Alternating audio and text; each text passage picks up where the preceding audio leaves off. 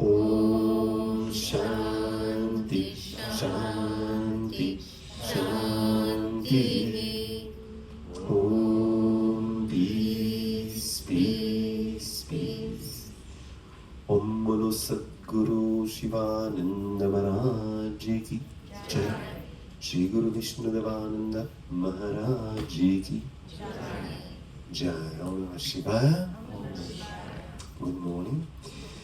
So today I would like to continue some line of thought that we started in the previous satsang that I gave. And I was talking about, if you remember, the dearness of things and how things, according to the Upanishadic teaching, are not dear in and of themselves, but they are dear for a higher purpose. It feels dear. The system actually rewards us. We have a reward system that actually rewards us when we attain something. But then we have to grow and understand that the dearness is not coming from the thing, but the dearness is coming from the thing being a means to attain something higher.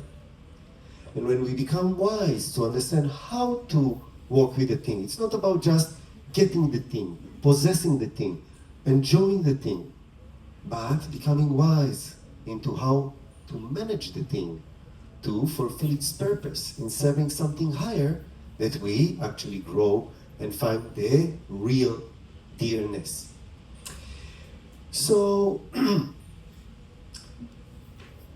let's start with the basics. Let's start with the bottom and slowly grow up. And by the way, it's not that, the path is not linear. We all wish it would be. It would be so easy if it would just be okay. First, second, third. But it doesn't. It doesn't work like this. So many times we feel that we are like moving in circles. Have you ever noticed that you are like, you thought, yeah, you are progressing, and then you come to point zero. Like, how come? Like, I was doing so much, I was learning so much, how come I came to the same point? No, you didn't come to the same point. The thing is that life is moving not in a linear, like a direct line motion, not also in a circular motion, but in a combined linear and circular motion, which give us a spiral. A spiral is both linear and circular motion. And this is why it's sometimes confusing, because we think, okay, we move, but then did we regress? It's always Mercury that, right? Right, okay? Like, are we regressing or are we progressing? Or so many times we need somebody who has been there, somebody who can look at our situation more objectively, a spiritual guide, a spiritual teacher, a guru, that can assess the situation and show us what is regressing, if there's something that regress, what is progressing. And anyway, let's look at it from a very zoom out point of view and see what are the stages. So the first stage that we all come with is a stage where we find dear what feels good. What feels good is very dear to everyone. Why? Because it makes us feel good, right? Very simple. It feels good. So in our mind, whatever feels good is simple. Whatever feels good is good. Why? Because it feels. You cannot deny it. It feels good. It feels right. You cannot deny whatever the Swami is telling. He's telling me this and that and that. But, I cannot deny my experience. Maybe for the Swami it's not right. But for me it's definitely right because it makes me feel good. And if I will renounce it, if I will let go of it, I will really feel bad, right? Who wants to feel bad? Raise your hand. Who wants to feel good?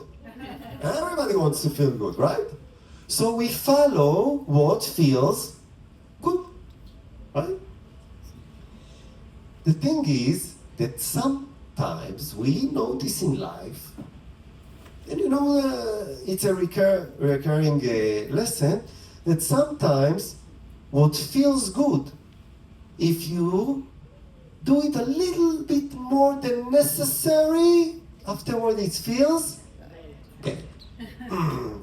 Like, how come it felt so good? And what good is good? What good is like absolutely good. It cannot be otherwise, because why on earth it made me feel good? It feels as if the thing is good, and when I come in contact with it, when I consume it, when I bring it inside, it feels even better. And it feels that if I will just have more of it, if I'll just consume more of it, if I'll just taste more of it, if I'll just eat more of it, I will just feel more and more good. It's like, 1 and 1 plus equals 2. It's like simple mathematics. But it doesn't work. This mathematics doesn't work in real world. Sometimes 1 and 1 is 2, but 1 plus 1 plus 1 is not 3. It's like minus. So after a while we understand that if we overdo the thing, it spoils. So as they say, more is not better. No, more is more, but more is not better. See, things made us feel good. More than good should be, you have good. English is not my native language. You have good, then after good is better, then you have best, right? But too much of good is not better. Sometimes too much of the good brings to worse or too bad. If you try to push it even more, to abuse it even more, to say, no, I want the good, you will get it worse. If you push it even more, it will get really worse. Okay? So after a while, we start to realize that if we want to be establishing the good, we have to limit the consumption of the good. We have to create some restriction. So now, in the beginning, when we were children and we wanted another toffee and another toffee and another, and when mommy told us, no, you had already 50, this is enough for one day. So mommy was so mean. Mommy was bad mommy, bad. But after a while, we realized that mommy was not so mean and mommy was not so bad. Mommy, in fact, was quite good. Maybe sometimes we need like 5 years on the sofa of the psychologist to realize that mommy was not. I have to come out of this. Anyway, so slowly we start to understand that consumption of the good is not just good, but also, restricting can be also good. Can be also good. And we start to appreciate something beyond the consumption and beyond the restriction. We start to understand that the consumption and the restriction both are good, but both serve something even higher. higher than the consumption and higher than the restriction. In order to understand it, I'll give you an example of a guitar. So in the guitar you have strings. So sometimes you have to, the teacher, if you start to play the guitar, the teacher will tell you to tighten the string. And you tighten. You say more. Tighten. So yeah, good, tighten a little more. Yeah, good, tighten a little more. Good, tighten a little more. No, back. Now, release. Good. Release a little more. Good. Release a little more. Back.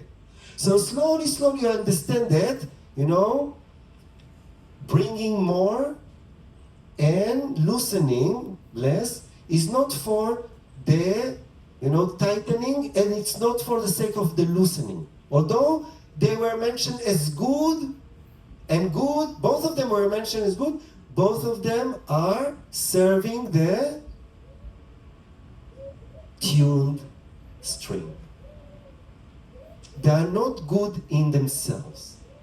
They are good only as serving bringing the string into perfect pitch.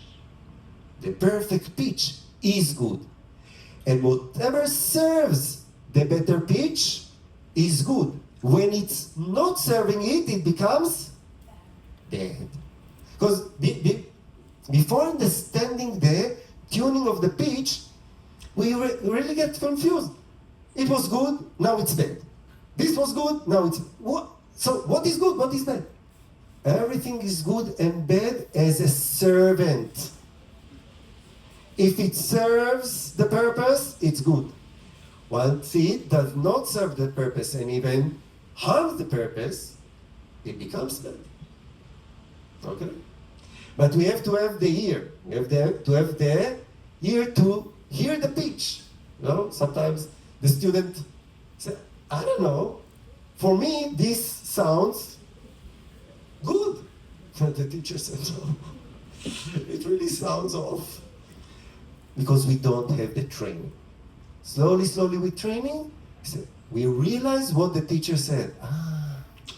Yes, this is the pitch. Sometimes we need, sometimes we have to have a tuner to tell us, because we don't have the ear, so the tuner picks up the sound and tells us E, A, C, whatever it is that we are trying to tune the string to.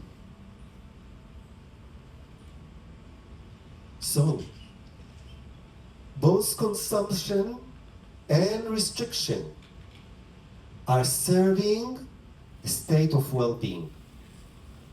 And slowly, we, when we are young, we are taking it for granted.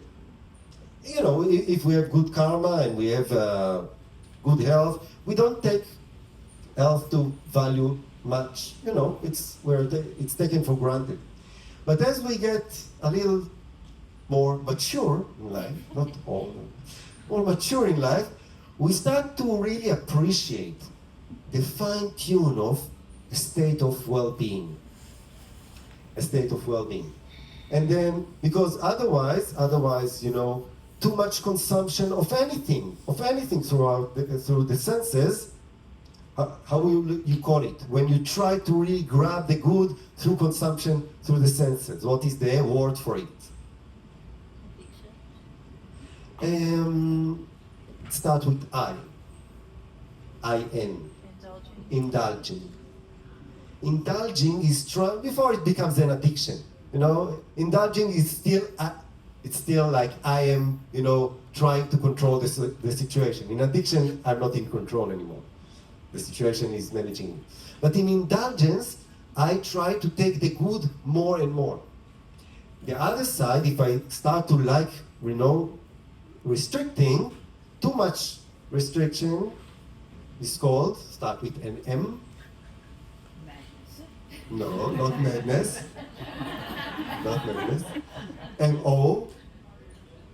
Moderation. Moderation is good. Moderation is learning how to balance. M-O-R. Mortification. Mortification. I abstain from everything. I don't need all these things to feel good. The story about Buddha really shows this beautifully. So now you start to really appreciate this subtle sense of balance, this subtle sense of feeling good. The thing is that feeling good, that really feeling good, that really feeling balanced, that really allowing well-being to be here is only a servant. It's not a master. And sometimes when we take, real feeling good or real, sense of well-being to be the master, I say sometimes people kill themselves to be healthy. People become health freaks. In order to tweak my well-being, I will start to be addicted to so many supplements. So every time there will be in the market another one that will tweak your well-being a little bit more. Yes, I want to relish this sense of well-being more. To do treatments, I will go to workshops. How to tweak my well-being more and more and more and more. The thing is that well-being is also just a servant.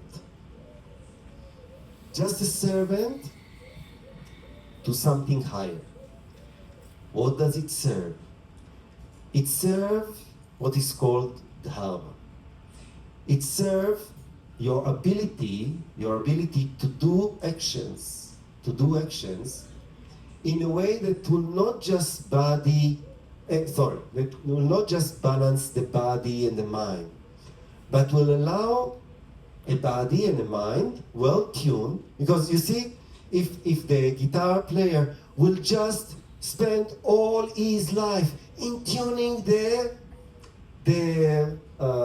string to like microtones and nanotones, and to get the tuning is only for the sake of the music. The tuning is only for the sake of the music. Now, as you will strum the strings, what will happen to the strings? They will come out of tune. After playing a song or two, the guitar player will stop and tune his guitar again. If you are so afraid to lose the tuning, you may never play, because otherwise you will lose it. Lose it. It's only a servant. It's not the goal. It's not the purpose. So, of course, we have to tune ourselves well in order to learn how to serve the greater purpose. How to allow the body and the mind to be of service of Dharma, of the greater cosmic alignment, of the greater cosmic harmony. And as we do it, we may, we may fail many times, because it takes time to understand Dharma. Dharma is not just doing good, because when you go out and you serve and you feel that you are doing good, it again makes you feel good. So the mind says, as always, the mind is so clinging to this feeling good, and it wants to do more of it in order to feel more good. But what to do? 1 + 1 + 1 is not 3. It becomes minus. Sometimes when you want to do so much good, you start to interfere, which again really baffles our understanding. How come? So I'll give an example. My time is almost over. You know, if you have a garden, and and um, and you want to serve the plants, you want them to grow, beautifully. So sometimes, you know, every one of us has an idea what will make things work well. Everyone has a certain idea. So one person will think, if I just water the plants, you know, because watering the plants will make them grow. But you know, if you water the plants too much, what will happen? The plants will start, the roots will start to, you know, rot. And the whole plant will just collapse. Sometimes you may think that you have to guard the plant from too much sun, because some plants need, you know, have sun, have shade, some just like just shade, some like just sun. So every plant has its own dharma. If you just try to go with your dogma about what is good, definitely you will be doing some wrong to some plants. Every plant has to have, you know, its own conditions met in order for it to grow. So when you want to do good, wanting to do good, it's not about dogma. It's not about, yes, if I'll do this, if I'll just donate, if I'll just serve the person, if I'll just do for him, if I'll just support him, he will grow. No, sometimes, you know, sometimes growth comes because you allow the person to fall down. You allow the person to struggle and to build his own strength. You know, if you are overprotective, if you are over, you know, pampering, you are not allowing the person to grow his strength. Because strength comes only from working against opposition. If you remove all oppositions because, oh my God, I need to help the person, you make the person spineless. You don't help him. So wanting to do good has to come with a lot of wisdom. A lot of wisdom. This is why, you know, in the yoga tradition, karma yoga, the selfless service is not just volunteering. It's coming under the guidance. Karma yoga is coming under the guidance of the wise. Because it's not just about doing good. It's about acquiring wisdom with the doing and applying it. And sometimes it's so contradicting, so confusing, so creating so much cognitive dissonance. This is why in the Gita, Arjuna again and again and again asked Lord Krishna the same question. You are totally confusing me. You are telling me to do this, and you are telling me to do that. You are, decide for God's sake, like yours. Krishna, you are so indecisive. But Krishna said, no, I am totally decisive. And when your intellect will understand the teaching of the scriptures fully, you will be totally steady. But right now, you don't understand. And you have to learn and to grow in this wisdom. So, I have to be wise before somebody will kill me, and to stop here. So this is a wisdom, you know, to learn when to stop. This is a wisdom. So, all that.